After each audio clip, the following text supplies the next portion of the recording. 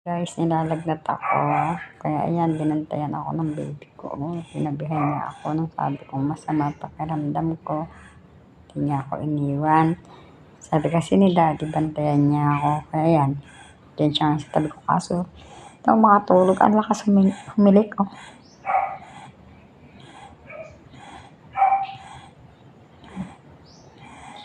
Sarap ng tulog niya. Ang lakas niya humilik. Oh.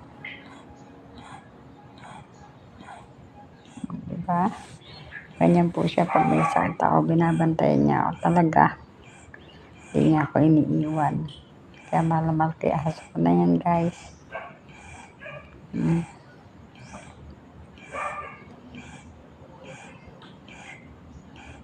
Lakas niya humilik. Ngayon po talaga ako nilalagnat. Sobrang sakit ng aking ulo. Isa lang po ako sa bahay. Siya lang ang kasama ko. Nagising.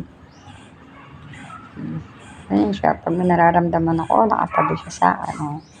Ito kami sa upuan namin. Oh.